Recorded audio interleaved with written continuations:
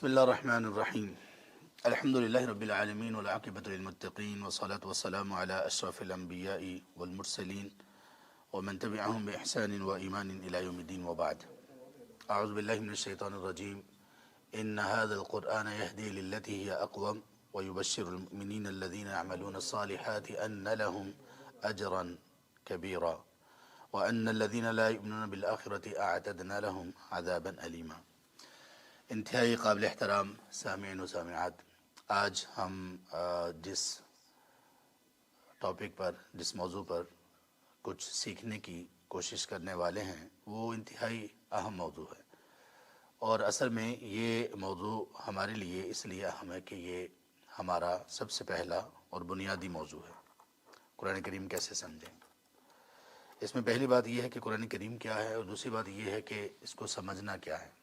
تیسرے نمبر پر پھر یہ ہوگا کہ اس کو کیسے سمجھا جائے۔ ہم جب اسلام میں داخل ہوتے ہیں تو اسلام چند ایک عقائد اور ایمانیات کا نام ہے، اور ان عقائد اور ایمانیات کی بنیاد پر کچھ ہمیں پریکٹسز کرنا ہوتی ہیں، کچھ اعمال بجا لانا ہوتے ہیں، کچھ افعال کرنا ہوتے ہیں، ان عقائد اور ایمان کو دل میں رکھتے ہوئے۔ تو یہ دونوں چیزیں جب ملتی ہیں تو تب ایک انسان مسلمان یا مومن کہلاتا ہے۔ عمومی طور پر دل میں پائے جانے والے ایمانی عقائد وہ پختہ اور وہ غیر متزلزل اور غیر متزلزل اور غیر مشکوک، جن میں کسی بھی طرح کی کسی بھی طرح کی شک کی کوئی گنجائش نہیں ہوتی، ان کو ایمان کہا جاتا ہے۔ عقیدہ اور ایمان کا مطلب یہ ہے کہ انسان کے دل میں بسے ہوئے وہ نظریات اور وہ اعتقادات کہ جن میں شک کی کوئی گنجائش نہ ہو۔ جہاں پہ شک آ جائے تو اس کو نہ ہی عقیدہ کہا جاتا ہے اور نہ اس کو ایمان کہا جاتا ہے، اور اگر عقیدہ اور ایمان ہو اور شک آ جائے تو پھر وہ کمزور ہونا شروع ہو جاتا ہے، اور کمزور ہوتے ہوتے کبھی کبھی ایسا مقام بھی آتا ہے کہ وہ دم توڑ جاتا ہے۔ تو دل میں عقیدہ اور ایمان رکھتے ہوئے ظاہر سے اور باطن، ظاہر پر اور اپنے اعضاء سے جو اعمال کیے جاتے ہیں ان کو ہم کہتے ہیں اسلام یا اعمال صالحہ۔ دل کے عقائد ہوں، ایمانیات ہوں، یا اسلام کی پریکٹیکل چیزیں ہوں، عملی چیزیں ہوں، ان سب کا تعلق قرآن کریم کے ساتھ ہے، اور قرآن کریم کی تفسیر اور قرآن کریم کی سب سے بہترین توضیح اور تبیین حدیث مصطفیٰ صلی اللہ علیہ وآلہ وسلم کے ساتھ اس کا تعلق ہے۔ ضرورت نہیں اس کی، بس ٹھیک ہے، جزاک اللہ خیر۔ تو اب قرآن کریم کیا ہے؟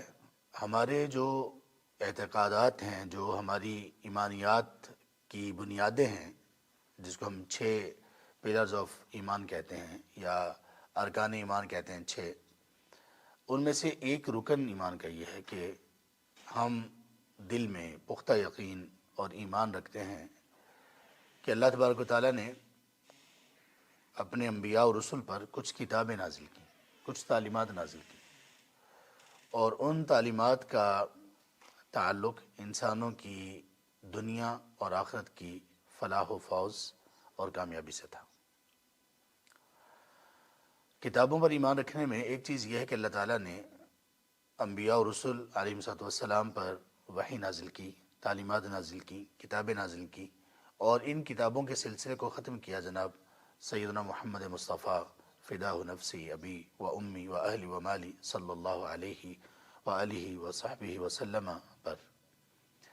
ان پر جو قرآن نازل کیا گیا اور ان پر جو شریعت نازل کی گئی، جو وحی نازل کی گئی قرآن اور حدیث کی صورت میں، یہاں پر اللہ تعالیٰ نے اختتام کر دیا ان پیغامات کا جو آسمانوں سے نازل ہوئے، اور جو ہمارے ارکان ایمان میں سے ایک رکن کتابوں پر ایمان کا ایک ایسا جز ہے کہ اس کے بغیر انسان مسلمان ہی نہیں ہو سکتا۔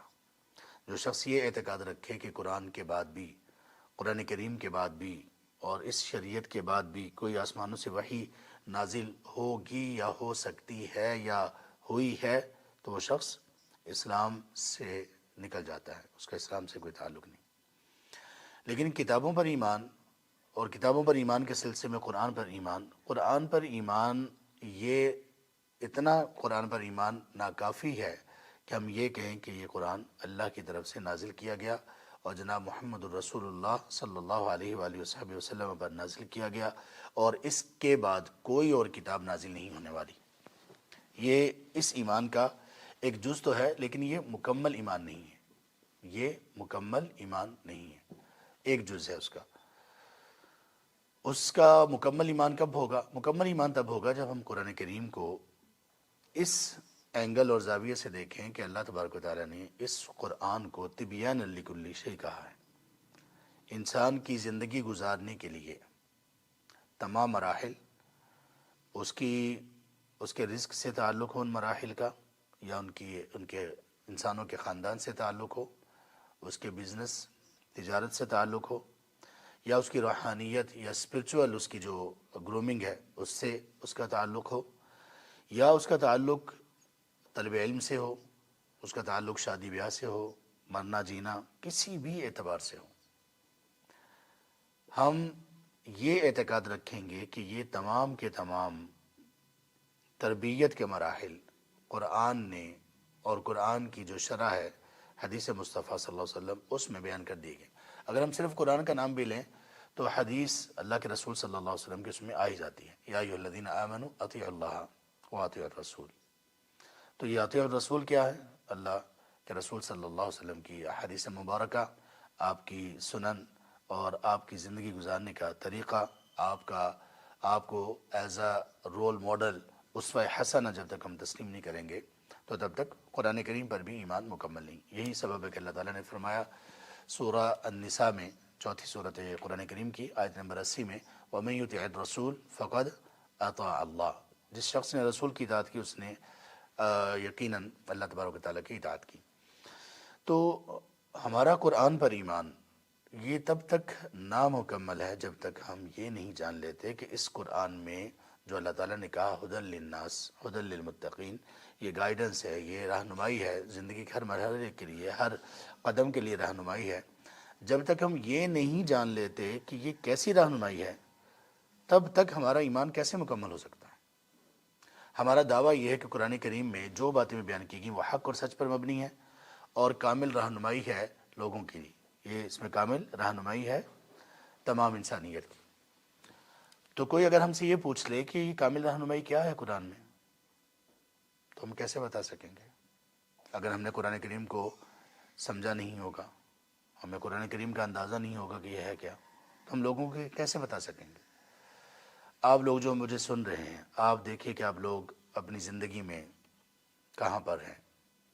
آپ یا تو پڑھ رہے ہیں، یا پڑھا رہے ہیں، یا کما رہے ہیں، یا بزنس کر رہے ہیں، کچھ بھی آپ کر رہے ہیں۔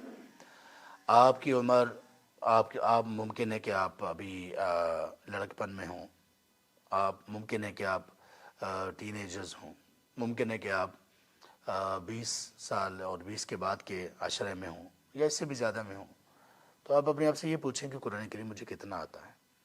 اگر یہ پوچھا جائے کہ قرآن کریم میں اللہ تبارک و تعالیٰ کے وجود کے دلائل کیا ہیں، تو ہمارا کیا جواب ہوگا؟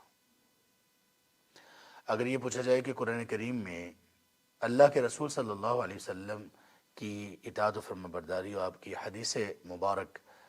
حدیث مبارکہ پر عمل کرنے کے وجوب اور لازم ہونے کی دلیل کیا ہے، تو ہمیں کتنا معلوم ہے؟ زندگی پوری کیسے گزارنی ہے قرآن کریم نے بتا دیا، اور سب سے بہترین، اس سے بڑھ کر کوئی بہترین رہنمائی نہیں ہو سکتی۔ تو اگر ہمیں یہ بتانا پڑے، سمجھانا پڑے کسی کو، تو ہم کیسے بتا سکیں گے جب تک کہ ہم قرآن کریم کو سیکھیں گے نہیں۔ قرآن کریم ہے کیا؟ یہ اللہ کا کلام ہے اور ہمارے لیے پورا ضابطہ حیات ہے۔ ھدی للناس یا ھدی للمتقین جب اللہ تبارک و تعالیٰ نے کہا، تو گائیڈنس کیا چیز ہوتی ہے؟ ہمارے ہاں پاکستان بر صغیر میں، پاک و ہند میں، اور بنگلہ دیش وغیرہ میں، سری لنکا میں، یا جہاں پہ بھی اردو زبان بولنے سمجھنے والے لوگ موجود ہیں، تو ہمارے ہاں عام طور پر قرآن کریم کے معانی کو سمجھا نہیں جاتا۔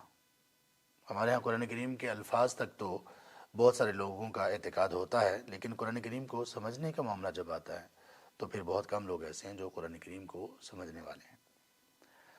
اب قرآن کریم، قرآن اٹ سیلف گائیڈنس جب ہے تو ہمارے ہاں ایک اور چیز چلتی ہے کہ جب ہم اسکول یا کالج میں پڑھ رہے ہوتے ہیں، خاص طور پہ اسکول کے معاملے میں یہ چیز پیش آتی ہے کہ اگر کوئی کورس ہمیں مشکل لگتا ہے، کوئی کتاب ہمیں مشکل لگتی ہے تو ہم اس کی ایک گائیڈ بک لے لیتے ہیں۔ مثال کے طور پہ اگر میرے سلیبس میں کوئی ایک بچہ ہے 5 میں ہے، وہ میٹرک میں ہے یا اس سے پہلے یا کچھ بعد کی کلاسز میں ہے، تو اسے ایک سبجیکٹ کی سمجھ نہیں لگ رہی تو ہمارے ہاں مارکیٹ میں ہر ایک سبجیکٹ کی، ہر ایک کورس کی ایک گائیڈ بک بھی موجود ہوتی ہے۔ ہم اس گائیڈ بک کو دیکھ کر اس کے کویسچن سالوز کر لیتے ہیں، اس کی جو مشکل چیزیں ہیں وہ دیکھ لیتے ہیں۔ اسی طرح گائیڈ ہم کس کو کہتے ہیں؟ اس بندے کو، اس شخص کو جو ہمیں راستہ دکھانے والا ہو۔ میں مثال کے طور پر کسی جگہ پہ گھومنے کے لیے جانا چاہتا ہوں،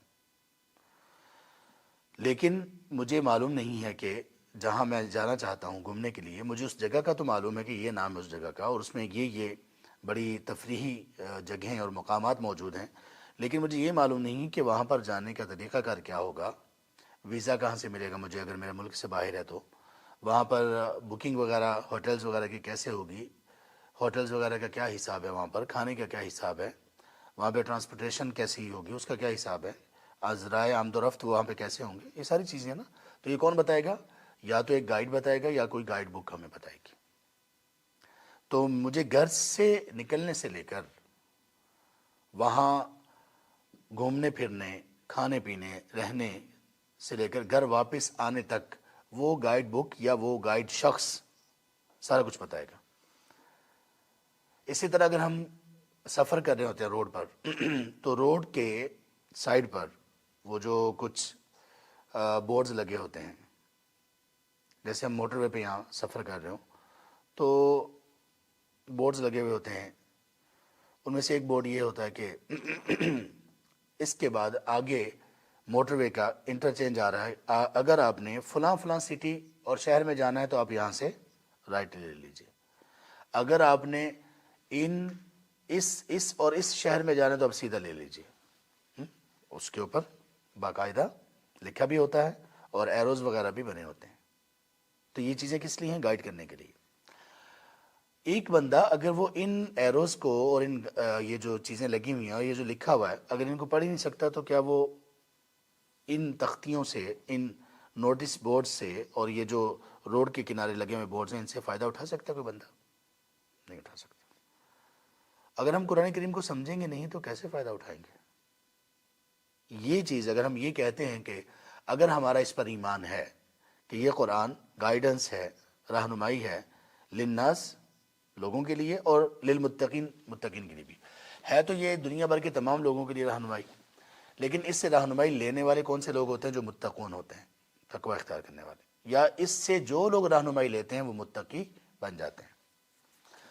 اب رہنمائی اور گائیڈنس ہم کیسے قرآن کو کہہ سکتے ہیں جب تک ہم اس کو سمجھیں گے نہیں؟ تو قرآن کریم یاد رکھیے، سب سے پہلے چیز جو ہمارے ٹاپک میں 3 چیزیں تھیں، قرآن کو سمجھنا، اور اس کے بعد یہ کہ اس کا طریقہ کار کیا ہے۔ تو قرآن کیا ہے؟ یہ قرآن ہماری کتاب حیات ہے۔ یہ قرآن کیا ہے؟ ہماری کتاب حیات ہے، کتاب زندگی ہے۔ ہم فیس بک تو بہت استعمال کرتے ہیں، تو یہ ہماری لائف بک ہے، یہ ہماری زندگی کی بک ہے۔ کون سی لائف؟ ہماری وہ زندگی جو اس دنیا کی ہے اور وہ زندگی بھی جو اس دنیا کے بعد آنے والی ہے، یعنی آخرت کی زندگی۔ یہ اتنی اہم چیز ہے۔ تو یہ گائیڈنس ہے، یہ رہنمائی ہے، یہ زندگی گزارنے کا طریقہ ہے۔ اگر ہم نے اس کو سیکھا نہیں، سمجھا نہیں، تو ہمارا ایمان ابھی تک اس قرآن پر مکمل نہیں ہوگا، اور ہم قرآن کریم کی فیوز و برکات سے اور اس کے نور سے، اس کی رہنمائی سے محروم رہیں گے جب تک اس کو سمجھیں گے نہیں۔ تو اس لیے قرآن کریم کو محض ایک کتاب نہ سمجھیے، قرآن کریم کو محض ایک پڑھنے کی ایک ریڈنگ بک نہ سمجھیے، قرآن کریم کو محض ایک قسمیں اٹھانے کا سبب یہ نہ شمار کیجیے، یا شادی کے موقع پر اپنے بچوں کے یا بیٹی کے جہیز میں دینا یا اس کو قرآن کریم کے نیچے سے گزارنا، اس کے لیے نہ سمجھیے، اور اس کو اچھے غلاف میں لپیٹ کر مختلف جگہوں پر رکھنا اور اس کا اتنا ادب و احترام کرنا کہ اس کو کمر نہیں ہونی چاہیے اور یہ نہیں ہونا چاہیے وہ نہیں ہونا چاہیے، اور اس میں آپ قرآن کریم کو پورا چھوڑے رکھیں اور ہماری عمریں گزرتی جائیں اور ہمیں قرآن کریم کے چند ایک کلمات یا چند ایک آیات بھی ہمیں معلوم نہ ہو، ان کا معنی مفہوم، تو یہ قرآن پر ہمارا ایمان مکمل نہیں ہے، یہ ناقص ایمان کی علامات ہیں۔ تو یہ ہے قرآن۔ قرآن کریم کا ایک اور تعارف بھی اللہ تعالیٰ نے کروایا جو آیت میں نے آپ کے سامنے شروع میں پڑھی، یہ سورۃ الاسراء سورہ نمبر 17 اس کی آیت نمبر 9 ہے۔ اللہ تعالیٰ نے فرمایا ان ھذا القرآن یہدی للتی ہی اقوم، بلا شبہ یہ جو قرآن ہے یہ اس راستے کی طرف رہنمائی کرتا ہے جو سب سے مضبوط ہے۔ اقوام کا مطلب ہوتا ہے جو سب سے سٹرونگ ہو، سب سے سیدھا ہو، سب سے پائیدار ہو، سب سے زیادہ واضح ہو، اور سب سے زیادہ ریلائبل اور سب سے زیادہ لانگ لاسٹنگ ہو، جو کبھی اس کا سیدھا ہونا کبھی ختم نہ ہو، اس کو کہتے ہیں اقوام، سب سے بہترین راستے کی رہنمائی کرتا ہے۔ تو قرآن کریم کی رہنمائی، یہ جو کتاب ہے، اس کتاب کو اگر رہنمائی ہم نے قرار نہ دیا تو ہمیں نہیں پتہ چلے گا نماز کیسے پڑھنی ہے، نماز کا مقصد کیا ہے، نماز کیوں ہے، ہمیں نہیں معلوم ہوگا زکوٰۃ، روزہ، حج، یہ سب چیزیں کیا ہیں اور کیوں ہیں، ہمیں نہیں معلوم ہوگا کہ شادی بیاہ یا خوشی کا معاملہ وہ کس طرح سے کرنا ہے، غم پریشانی اس کو کیسے ہینڈل کرنا ہے، ہمیں نہیں معلوم ہوگا، ہمیں نہیں معلوم ہوگا کہ چھوٹوں پر شفقت کیا ہوتی ہے اور بڑوں کا وقار، عزت اور احترام یہ کیا چیز ہے، ہمیں نہیں معلوم ہوگا کہ ہم نے مجلس اور محفل میں کیسے بات چیت کرنی ہے، اٹھنا بیٹھنا ہے، اور کیسے ہم نے اس کے علاوہ تنہائی میں کیسے وقت گزارنا ہے۔ قرآن کے بغیر تو کچھ نہیں ہے، اور قرآن ایک ایسی چیز ہے کہ اللہ کے ساتھ ہمارا تعلق اتنا ہی مضبوط ہوگا یا ویسا ہی ہوگا جیسا ہمارا تعلق قرآن کریم کے ساتھ ہے۔ اگر قرآن سے ہمارا تعلق صرف یہ ہوا کہ کبھی پڑھنے کی نوبت ہی نہیں آئی، یا اگر پڑھتے رہے تو سمجھنے کی نوبت نہیں آئی، تو اللہ تبارک و تعالیٰ کا بھی ہمارے ساتھ تعلق اسی طرح سے سرسری سا ہوگا۔ اور قرآن کریم کے بغیر یاد رکھیے نہ ہماری یہ زندگی ہے نہ ہماری وہ زندگی ہے۔ اللہ کے رسول صلی اللہ علیہ وسلم نے فرمایا، صحیح مسلم میں یہ حدیث ہے، ان القرآن حجۃ لک او حجۃ علیک، یہ قرآن یا تو آپ کے حق میں دلیل ہے یا آپ کے خلاف دلیل ہے۔ قرآن کریم کی یہ دو میں سے ایک صورت تو ہم سب کے لیے ہونے والی ہے۔ دنیا میں کوئی ایسا شخص نہیں ہے کہ قرآن جس کے حق میں گواہی نہ ہو یا جس کے خلاف گواہی نہ ہو۔ اب کس کے حق میں یہ گواہی دے گا؟ صحیح ابن حبان میں حدیث آپ صلی اللہ علیہ وآلہ وسلم نے فرمایا، قرآن اس بندے کے حق میں دلیل دینے والا بنے گا، گواہی دینے والا بنے گا جس نے من جعلہ امامہ، جس نے اس کو اپنے سامنے رکھا، اس کو اپنا قائد بنایا اور اس کے پیچھے پیچھے چلا، اس کے لیے یہ قرآن سفارش بھی کرے گا اور اس کے ایمان کی دلیل بھی ہوگا، اس کے حق میں حجت اور دلیل ہوگا۔ اور جس نے اس کو اپنی پشت پیچھے ڈال دیا، اور پشت پیچھے ڈالنے کا مطلب یہ نہیں کہ قرآن کریم کو کمر ہو رہی ہے، نہیں، اس کا مطلب یہ ہے کہ توجہ ہی نہیں دی، نہ پڑھا، نہ سنا، نہ سمجھا، کچھ بھی نہیں کیا، اگر پڑھا تو سمجھا نہیں، تو ایسے لوگوں کے لیے قرآن ان کے خلاف حجت بنے گا۔ سورہ الفرقان میں اللہ کے رسول صلی اللہ علیہ وسلم اس دن کہیں گے، یہ 27 سے 30 تک آیات سورہ الفرقان میں ہے، سورہ فرقان 25 نمبر سورہ ہے۔ وقال الرسول یا رب ان قوم اتخذوا هذا القرآن مہجورا، صرف قرآن ہی گواہی نہیں دے گا اس بندے کے خلاف جس نے قرآن کریم کو چھوڑ رکھا ہوگا، بلکہ رسول بھی گواہی دیں گے کہ اللہ میری اس قوم نے قرآن کو ایسے پکڑا کہ چھوڑ رکھا تھا، یعنی قرآن سے ان کا تعلق کیسا تھا؟ چھوڑا ہوا کیسے؟ ایسے ہی اگر اس کی واقعی آپ نے اس آیت پر ہمارا ایمان تو ہونا ہی چاہیے۔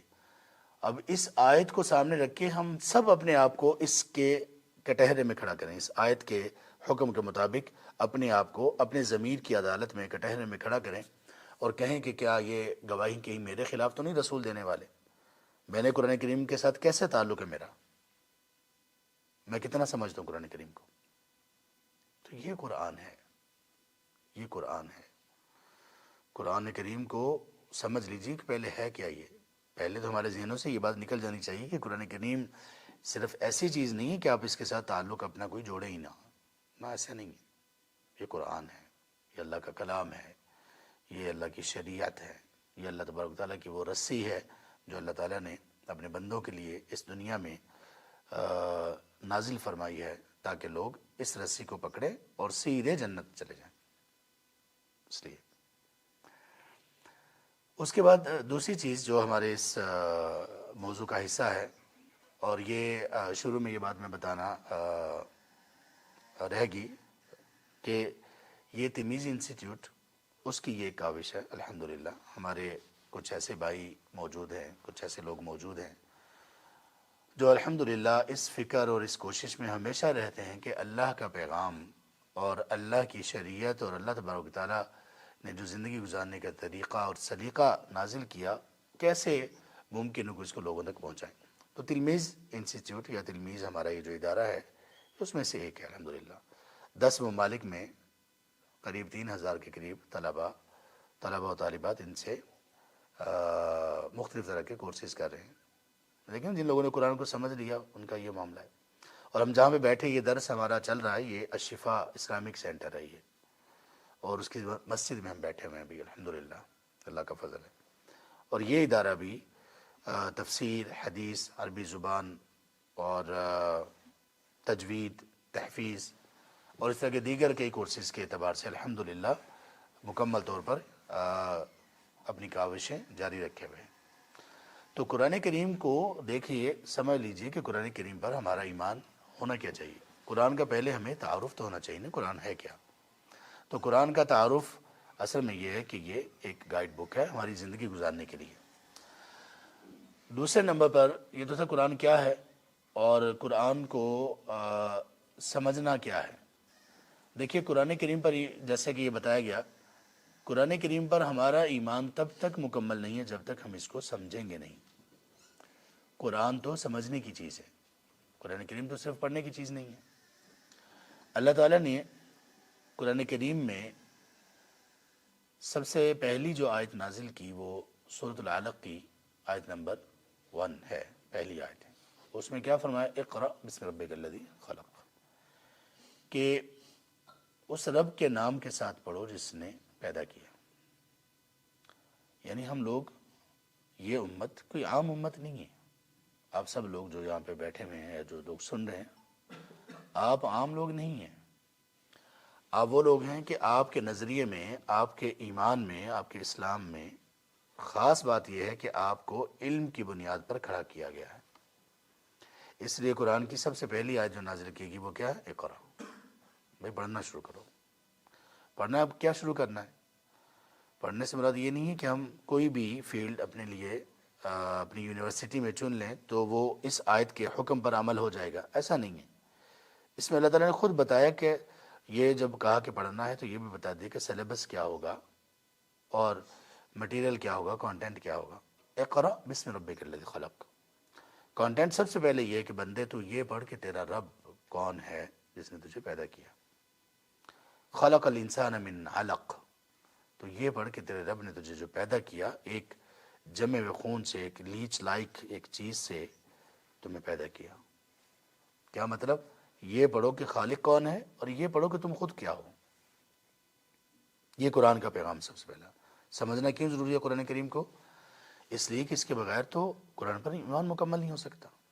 یہ پہلی آیت ہے قرآن کریم کی کہ آپ نے قرآن کریم آپ پڑھنا شروع کر دیں، اور اس کے بعد کی آیات، حالانکہ یہ جو اقرا ہے، اقرا کے معانی میں یہ شامل ہے کہ غور و فکر کرتے ہوئے پڑھا جائے۔ ہم کوئی بھی چیز کیوں پڑھتے ہیں بھلا؟ کوئی ایسی کتاب، آپ لوگ بہت سارے اسٹوڈنٹس یہاں پہ بیٹھے ہوئے ہیں، آپ کو بتائیں کہ کوئی ایسی کتاب ہے جو آپ اس لیے پڑھتے ہوں کہ بس just for the sake of reading, just for the sake of revising the words, کیا آپ اس کتاب کو اس لیے پڑھ رہے ہیں کہ بس آپ نے الفاظ پڑھنے ہیں؟ کوئی آپ ایسی کتاب پڑھتے ہیں؟ کوئی نہیں پڑھتا۔ یونیورسٹی میں، اسکول میں، کالج میں آپ جو کتابیں پڑھ رہے ہوتے ہیں، حالانکہ آپ کی اپنی زبان میں بہت ساری کتابیں آپ کی اپنی زبان میں نہیں ہوتی، انگلش آپ میں سے زیادہ تر لوگوں کی زبان انگلش نہیں ہے، تو ہمارے اسکول کالج اور یونیورسٹی کے سلیبس میں انگلش بکس ہیں کہ نہیں؟ ہم وہ کیوں پڑھ رہے ہوتے ہیں؟ الفاظ پڑھنے کے لیے یا سمجھنے کے لیے؟ ڈیفینیٹلی سمجھنے کے لیے۔ اچھا اب آپ آ جائیے، قرآن کریم آپ پڑھتے ہیں تو کیوں پڑھتے ہیں؟ سارے لوگ ہی قرآن کریم کو پڑھ رہے ہوتے ہیں اس کے الفاظ پڑھنے کے لیے، جبکہ اس کا پرپس، اس کے نازل کرنے کا پرپس وہ صرف اس کے الفاظ تو نہیں ہے۔ یعنی کہ عجیب سی بات ہے کہ دنیا میں کوئی بھی شخص کوئی بھی بک صرف الفاظ پڑھنے کے لیے نہیں پڑھتا، لیکن مسلمان اتنے نادان ہیں، انہوں نے قرآن کریم کے ساتھ ایسا سلوک کیا کہ اس کائنات میں سب سے بڑی کتاب، سب سے عظیم کتاب، سب سے مقدس کتاب، کہ جس نے انسانوں کو بدل کر رکھ دیا، جس نے انسانوں کو کامیابی کی راہیں دکھائیں، جس نے انسان کو ہر وہ چیز بتا اور سکھا دی جس کی اسے ضرورت تھی اس زندگی میں کامیابی کے لیے اور اس زندگی میں کامیابی کے لیے، لیکن ہم لوگوں نے، مسلمانوں نے ظلم اتنا کیا کہ اس کتاب کو اول تو پڑھنا ہی چھوڑ دیا، اور جس نے پڑھنا شروع کیا اس نے صرف الفاظ کی حد تک اس کو پڑھنا شروع کیا۔ یہاں تک کہ ہمارے جو حفاظ کرام ہیں، کتنا بڑا معجزہ اللہ تعالیٰ کا کہ اللہ تعالیٰ نے اس کتاب کو ایک ایک آیت نہیں، ایک ایک حرف نہیں، بلکہ زیر زبر تک وہ چھوٹے چھوٹے بچوں کے سینوں میں محفوظ کر دیا اس کو۔ دیکھیں آپ کے پاس خزانہ ہو نا، تو آپ اس کو محفوظ کرنے کے لیے، اس کو سیو کرنے کے لیے مختلف طریقے اختیار کرتے ہیں۔ آپ لاکر میں رکھیں گے، آپ زمین میں دبا دیں گے، آپ کسی ایسی جگہ پر رکھیں گے جہاں پہ لوگوں کو شک ہی نہ ہو۔ محفوظ جتنی زیادہ قیمتی چیز ہوگی اتنی ہی زیادہ آپ اس کی پروٹیکشن کریں گے۔ اللہ تبارک و تعالیٰ نے قرآن کریم کی جو حفاظت کی، بہت سارے ذرائع اللہ تعالیٰ نے استعمال کیے، ان میں سے ایک یہ ہے کہ چھوٹے بچوں کے سینوں میں بھی، یعنی 12 13 14 15 سال کی اس ایج کے عام طور پہ بچے ہمارے ہاں پاکستان میں، تو ایک قول کے مطابق سٹیٹس یہ ہیں کہ پاکستان میں ہر سال قریب یعنی کوئی لاکھوں میں بچے حفظ کر رہے ہوتے ہیں، لاکھوں میں، سینکڑوں یا ہزاروں میں نہیں، لاکھوں میں ہر سال۔ اللہ، بہت بڑی بات ہے۔ لیکن کیا صرف الفاظ کی حد تک؟ دنیا میں ہم کوئی کتاب فزکس کی ہو، کیمسٹری کی ہو، بایو کی ہو، وہ میتھس ہو، سٹیٹس ہو، کچھ بھی ہو، ہم کبھی بغیر ترجمے اور سمجھنے کے نہیں پڑھتے۔ قرآن کریم کے ساتھ ایسا کیوں؟ یہ ظلم نہیں ہونا چاہیے۔ اللہ تعالیٰ نے قرآن کریم کے نزول کا مقصد کیا بیان کیا؟ اس مقصد کو سننے سے پہلے یہ کہا جاتا ہے، یہ کہا جانا چاہیے اور اس کو سمجھ لینا چاہیے کہ قرآن کریم کے پڑھنے کا بھی اجر و ثواب ہے۔ یہ وہ عظیم کتاب ہے کہ اس کے ساتھ جس کا جتنا بھی تعلق جیسا بھی ہو، وہ محروم نہیں کم از کم ہوگا، اس کو کچھ نہ کچھ ملے گا ضرور۔ تو قرآن کریم کے پڑھنے کا الگ اجر ہے۔ قرآن کریم کا ایک حرف پڑھنے کا کتنا اجر ہے؟ آپ صلی اللہ علیہ وسلم کی حدیث مبارک، اس کی روشنی میں جو صحابی نے بیان کیا، ہر ایک حرف کے بدلے، ایک لیٹر کے بدلے کتنی نیکیاں؟ 10۔ تو یہ نیکیاں تو ملیں گی، لیکن ان نیکیوں کے ملنے کے باوجود بھی قرآن کریم کا جو نازل کرنے کا پرپس ہے وہ ہم اچیو نہیں کر پائیں گے جب تک کہ قرآن کو سمجھیں گے نہیں۔ کچھ لوگوں نے یہ بھی کہا کہ قرآن کریم کو بغیر ترجمے کے پڑھنا وہ ٹھیک نہیں ہے یا اس کا کوئی فائدہ نہیں ہے، اور یہ بات درست نہیں ہے۔ کچھ لوگوں نے تو بہت ہی ایک بدتمیزی اور بد تہذیبی کے ساتھ یہ کہا کہ یہ ایسے ہی ہے جیسے اب فرنچ میں گالیاں پڑھ رہے ہوں، نعوذ باللہ من ذالک۔ کچھ جاہلوں نے یہ بھی کہا، ہمارے مشہور ایک جاہل ہیں، وہ ایسی باتیں چھوڑتے رہتے ہیں، کہنے کو انجینئر ہیں لیکن عقل سے اللہ ان کو ہدایت دے دیں۔ بندے تو ذہین ہیں لیکن جب آدمی کی عقل ماری جائے تو پھر اللہ کی طرف سے گمراہی ہو تو بندے کو سادہ سادہ باتیں بھی کبھی سمجھ نہیں آتی۔ کتنی بڑی بات ہے یار، اللہ اکبر۔ کوئی سمجھدار بندہ یہ کہہ سکتا ہے کہ قرآن کو بغیر ترجمے کے پڑھنا ایسا ہی ہے جیسے اب فرنچ میں گالیاں پڑھ رہے ہو؟ لا حول ولا قوت الا باللہ۔ اور قرآن کریم میں کچھ الفاظ ایسے ہیں ان کا ترجمہ اللہ تعالیٰ نے ان کا معنی مفہوم کسی کو بتایا ہی نہیں ہے۔ کون سا حروف ہیں وہ؟ حروف مقطعات، کیا کہتے ہیں ان کو؟ حروف مقطعات۔ حروف مقطعات، ان کا معنی تو اللہ تعالیٰ نے کسی کو بتایا نہیں ہے. الف لام میم کیا معنی ہے؟ الف لام میم را آتا ہے کسی کو معنی؟ کاف ہا یا عین صاد آتا ہے کسی کو معنی؟ نہیں. ہا میم عین سین قاف اور اس کے علاوہ دیگر کئی الفاظ. تو جب ہم ان کو پڑھتے ہیں تو کوئی نیکی ملتی ہے کہ نہیں ملتی؟ ہمیں ملتی ہے. تو نیکی تو پڑھنے کی تو ملتی ہے، لیکن مسئلہ یہ ہے کہ اس کے ساتھ کیا پرپز اچیو کر رہے ہیں؟ پرپز کچھ اور ہے، مقصد کچھ اور ہے. وہ مقصد کیا ہے؟ مقصد کو اللہ تعالیٰ نے قرآن کریم میں کئی جگہ پر بیان کیا. ان میں سے ایک جگہ یہ ہے سورہ صاد. یہ قرآن کریم کی 38 نمبر سورہ ہے اور اس کی آیت نمبر ہے 29.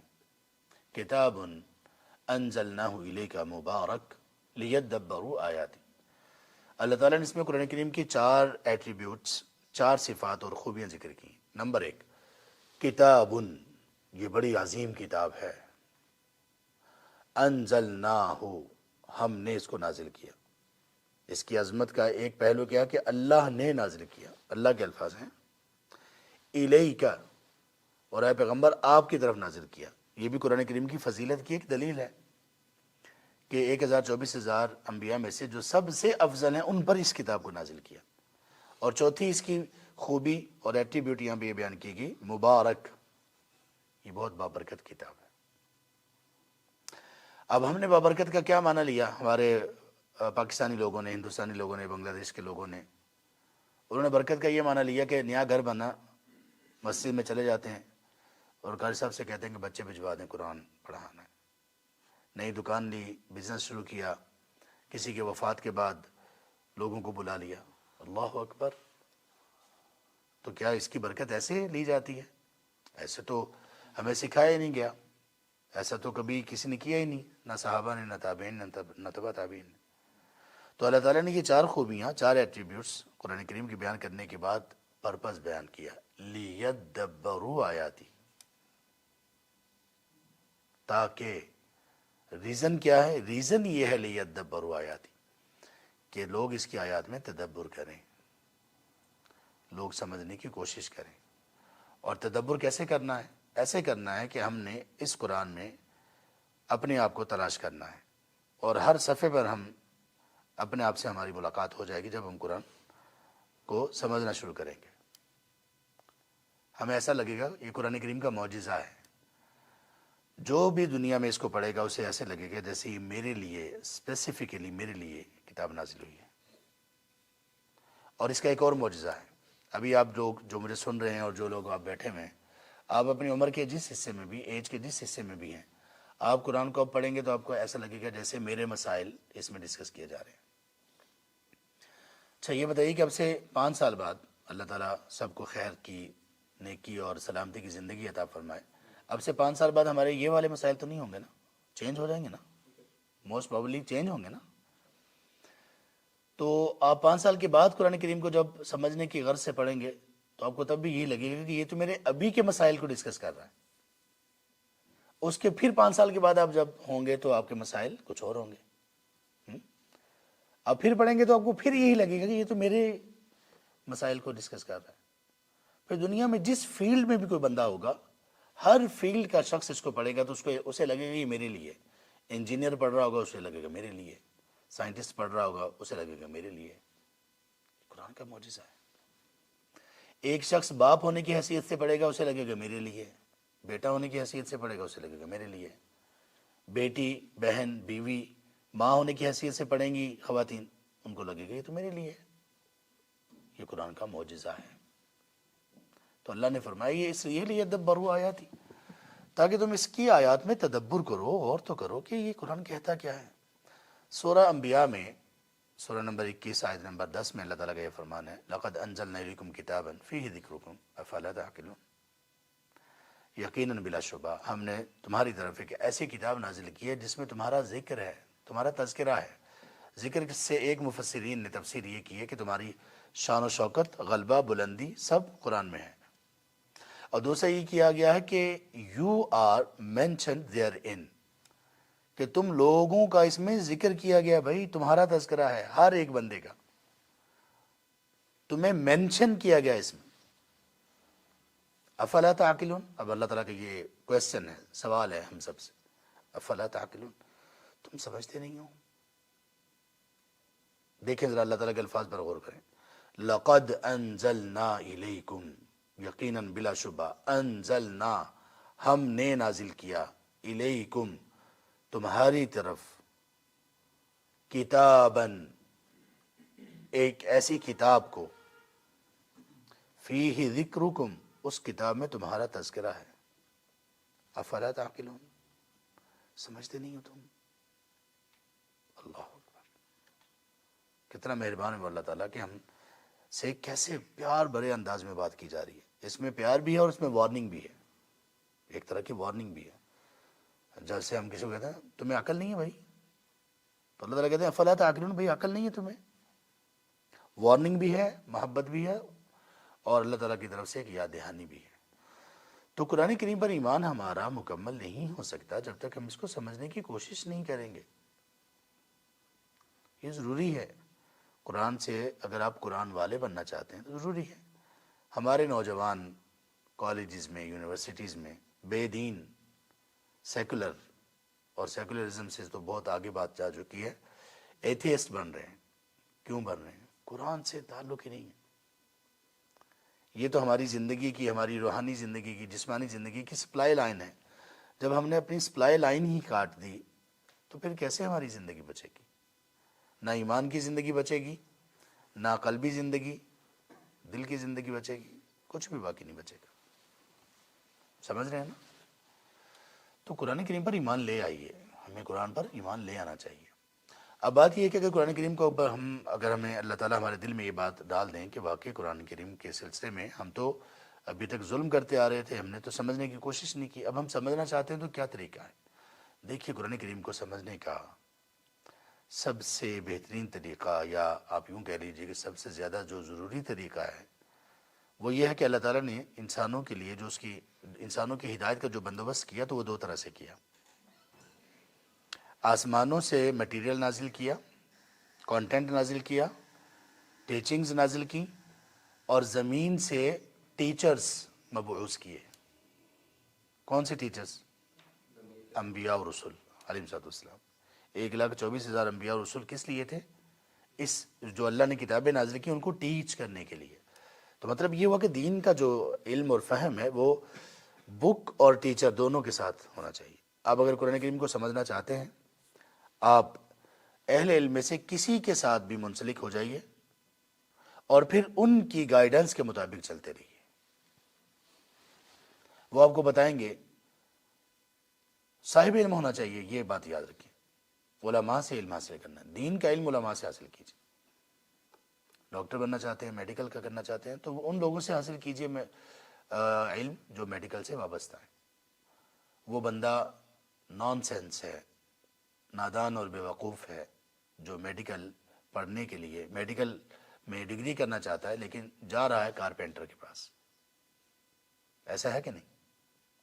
تو اسی لیے وہ بندہ اس سے زیادہ نان سینس ہے، یہ بات زیادہ وہ نادان ہے وہ بندہ جو دین کا علم حاصل کرنا چاہتا ہے لیکن علماء کو چھوڑ کر، عالم کو چھوڑ کر، اسکالرز کو چھوڑ کر کسی اور کے پاس آتا ہے. تو سب سے بہترین طریقہ یہ ہے کہ آپ اپنے جو بھی آپ کے قریب عالم ہیں وہ عالم ہوں، بس یہ بات کنفرم کر لیں کہ وہ عالم ہوں، آپ ان کے ساتھ منسلک ہو جائیے اور کہیے کہ مجھے قرآن کریم کو پڑھنا ہے، سمجھنا ہے، مجھے پڑھنا بھی آ جائے گا، سمجھنا بھی آ جائے گا. وہ پھر آپ کو آپ کے مطابق آپ کو جان کر، آپ کو ایگزامن کرنے کے بعد، آپ کے بارے میں معلوم کر لینے کے بعد پھر وہ آپ کو گائیڈ کریں گے کہ آپ کو کیا کرنا چاہیے، آپ کو قرآن کریم سمجھنے کے لیے کن سٹیپس پر چلنا چاہیے. وہ ان کو پتہ چل جائے گا آپ کے پاس وقت کیا ہے، آپ کے پاس صلاحیت کیا ہے، آپ کیا کرتے ہیں، تو اس حساب سے وہ گائیڈ کر دیں گے. اگر عمومی گائیڈنس چاہیے تو پھر یہ ہے کہ اب تو الحمدللہ یہ ہو چکا ہے کہ ہمارے پاس قرآن کریم کے ہر زبان میں تراجم موجود ہیں. اگر آپ کو کوئی صاحب علم آپ کے لیے دستیاب نہیں ہے، آپ کے لیے اویلیبل نہیں ہے، تو پھر آپ کیا کریں؟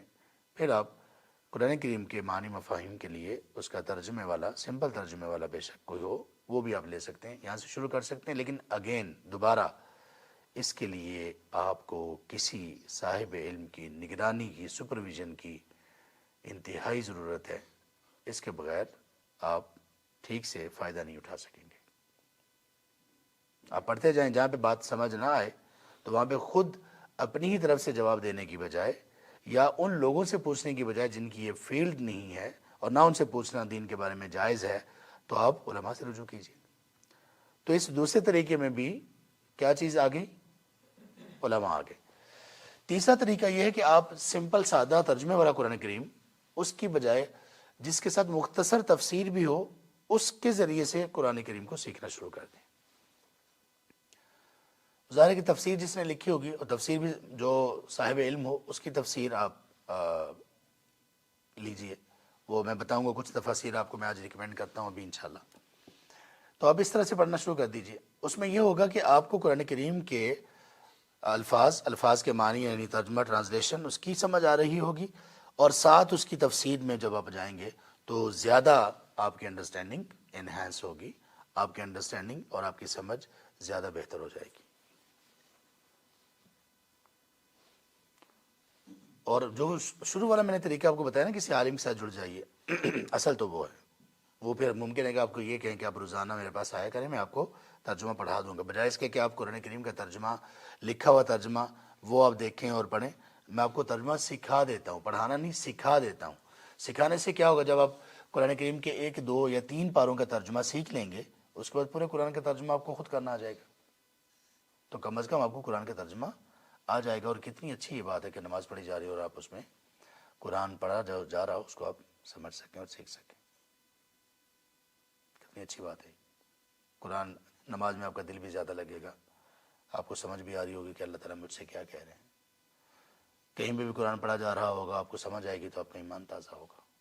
ابھی تو ہمیں قرآن چونکہ سمجھ نہیں آتا، کسی جگہ پہ تلاوت ہو تو اگر آواز اچھی ہو تو ہمیں کچھ اچھا لگتا ہے، آواز اچھی نہ ہو تو ہمیں قرآن پڑھا جانا بھی کوئی اچھا نہیں لگتا، اٹریکٹ ہی نہیں کرتا ہمیں. کیوں نہیں کرتا؟ حالانکہ قرآن کریم کی اپنی اٹریکشن ہے، اس کے الفاظ کی، معانی کی وہ اٹریکشن ہے کہ دنیا میں کسی اور چیز کی نہیں ہے. آواز کی اٹریکشن ایک الگ چیز ہے. آواز جس کی خوبصورت ہوگی وہ کچھ بھی پڑھے گا، وہ اٹریکٹ کرے گی ہمیں. وہ قرآن پڑھے، وہ قرآن نہ پڑھے، کوئی اور چیز پڑھے، آواز تو انسان کی فطرت اٹریکٹ کرتی ہے. لیکن قرآن میں جو اٹریکشن ہے وہ زندگی والی اٹریکشن ہے، وہ آپ کی کامیابی والی اٹریکشن. تو کون سی تفاسیر یا کون سے تراجم اس کو شروع کیا جائے؟ اردو زبان میں ہمارے خیال میں جتنا ہم نے دیکھا، اس میں سب سے بہترین تفسیر جو ہمیں معلوم ہوئی وہ ہمارے استاد محترم، ہمارے شیخ محترم، ہمارے مربی اور مرشد جناب حافظ عبدالسلام بن محمد رحمہم اللہ، ان کی تفسیر ہے. ہم نے اپنے استاد محترم سے سن 2000 میں صحیح بخاری پڑھی، یعنی ہم ان کے ہاں سے ہم فارغ التحصیل ہوئے. قرآن کریم میں اصل جو علم تھا ہم نے وہاں سے حاصل کیا. اگرچہ پی ایچ ڈی ہم نے بعد میں کی قرآن کریم کی تفسیر میں، لیکن جو علم اور جو فیض اللہ تعالیٰ نے ہمیں ہمارے استاد محترم سے دیا اور دیگر اساتذہ سے دیا وہ بہت بڑا تھا. تو ان کا سمپل ترجمہ بھی ہے، حافظ عبدالسلام بن محمد کا. ایپس اس کی موجود ہیں اینڈرائڈ میں بھی اور آئی فون میں بھی. تفسیر القرآن الکریم کے نام سے، تفسیر القرآن الکریم اس کے نام سے. اس میں ترجمہ بھی ہے اور اس میں تفسیر بھی ہے. اور تفسیر ان کی جو مکمل تفسیر ہے وہ 4 والیومز میں ہے، 4 جلدوں میں. اور اسی 4 جلدوں کو ایک جلد میں بھی کیا گیا ہے، یعنی اس کا فونٹ وغیرہ چھوٹا کر کے. اور اس کے علاوہ 4 وہ جو والیومز ہیں آپ کی تفسیر کے، ان کی سمری بھی کسی نے کی ہے ایک والیوم میں، وہ بھی لی جا سکتی ہے. اور اس تفسیر کے خوبیاں کیا ہیں؟ اس کی ایک خوبی یہ ہے کہ یہ تفسیر لکھنے والے وہ ہیں جو حدیث میں بھی انتہائی ماہر اور حدیث کے بھی بہت بڑے عالم. ہمارے استاد محترم نے قریب 50 سال تک ترجمہ پڑھایا ہے اور صحیح بخاری پڑھائی ہے. 50 سال، اللہ اکبر. ایک بندہ عالم ہو اور عالم کے بعد اگر وہ مدرس بھی ہو، معلم بھی ہو، پڑھانے والا ہو، تو اس کا علم بہت پختہ ہو جاتا ہے، بہت پختہ ہو جاتا ہے. تو یہ جو ایک چیز ہے وہ ہم ان کی تفسیر میں دیکھتے ہیں کہ بہت ہی بہترین انداز میں مختلف مقامات کو حل کرتے ہیں۔ اس کے علاوہ مختصر تفسیر میں حافظ صلاح الدین یوسف رحمہ اللہ رحمۃ واسعہ، ان کی تفسیر بہت بہترین ہے، مختصر ہے اور بہت عمدہ ہے۔ ان کے ساتھ ترجمہ جو ہے وہ کسی اور کا ہے، لیکن تفسیر ان کی ہے، اور یہ وہ تفسیر ہے جو کئی سالوں تک سعودی عربیہ میں جو لوگ حج کے لیے جاتے تھے ان کو کنگ کی طرف سے گفٹ جو تفسیر ملتی تھی وہ یہ تفسیر ملا کرتی تھی۔ ایک عرصہ تک یہ چلتی رہی۔ اس کے علاوہ تفسیر تیسیر الرحمن جناب عبد الرحمن کیلانی رحمہ اللہ کی، وہ بھی بہترین تفسیر ہے، اور دیگر بھی بہت ساری تفاسیر ایسی ہیں جو اردو میں جن سے استفادہ کیا جا سکتا ہے۔ تو اس میں بھی یہ اصل ہے کہ اگر آپ کسی استاذ اور عالم دین کے ساتھ منسلک ہو جائیں تو وہ آپ کو بتا دیں گے کہ آپ کے لیے کون سی تفسیر زیادہ بہتر ہے۔ عمومی طور پر اگر ہم سے کوئی یہ پوچھیں کہ کوئی ایک تفسیر بتا دیجئے تو ہمیں سب سے بہترین تفسیر ہمارے استاد محترم کی ہی لگتی ہے۔ ان کا ترجمہ بھی بڑا سلیس اور سادہ اور بڑا انڈرسٹینڈنگ بہت ہی ایسا ہے کہ جو بہت معمولی سی انڈرسٹینڈنگ والے بندے کو بھی سمجھ آ جاتا ہے، اور تفسیر بھی بہت عمدہ ہے۔ بہت ان کی زبان، تحریر میں ان کی زبان بڑی شائستہ، بڑی شستہ ہے۔ ویسے بھی بڑے شائستہ مزاج تھے، بہت عاجز اور منکسر المزاج شخص تھے، متواضع تھے بہت زیادہ، اتنی بلندی کے باوجود بھی بالکل سادگی ان کی دیکھنے کے لائق تھی۔ اللہ ان پر کروڑوں رحمت نازل کرے، اللہ تعالیٰ خیر و عافیت کا معاملہ کریں۔ اسی طرح دیگر ہمارے اہل علم کو بھی اللہ تبارک و تعالیٰ خیر پر سلامت رکھیں۔ تو اسی پر ہم اپنی بات کا اختتام کرتے ہیں کہ قرآن کریم پر اگر ہم ایمان لانا چاہتے ہیں، جو کہ ہمارے ایمان کا 6 جو پلرز ہیں ان کا ایک حصہ ہے، اور اس کے بغیر ہم مومن نہیں ہو سکتے، تو قرآن کریم پر ایمان ہمارا ہے تو صحیح لیکن ناقص ہے، کم ہے۔ قرآن کریم پر ایمان کو پورا کرنے کے لیے ضروری ہے کہ قرآن کریم کو سمجھا جائے۔ قرآن کو ہم نہیں سمجھیں گے تو ہم کبھی بھی قرآن کا حق ادا نہیں کر پائیں گے۔ جو شخص قرآن کریم کو سمجھتا نہیں ہے اور سمجھنے کی کوشش بھی نہیں کرتا، وہ سمجھ رہے کہ اس بندے نے قرآن کو پیٹ کر رکھی ہے، اس نے قرآن کو پس پشت ڈال رکھا ہے۔ تو قرآن سے اپنا تعلق بنائیں۔ قرآن قبر میں بھی، قرآن آخرت میں بھی، قرآن کریم نے ہماری سفارش کرنی ہے یا ہمارے خلاف گواہی دینی ہے، جیسے کہ ہم نے حدیث میں پڑھ لیا، اور اللہ ہمارے ساتھ وہی سلوک کریں گے جو ہم نے قرآن کریم کے ساتھ کیا ہوگا۔ اس لیے قرآن کریم کو اپنی زندگی کی گائیڈ بک بنا لیجیے، ہر موقع پر، ہر مرحلے پر اس کو سمجھنا شروع کر دیجیے، پھر دیکھیے کہ زندگی میں کتنا لطف آ جائے گا۔ کچھ سوالات بھی ہم لے لیتے ہیں۔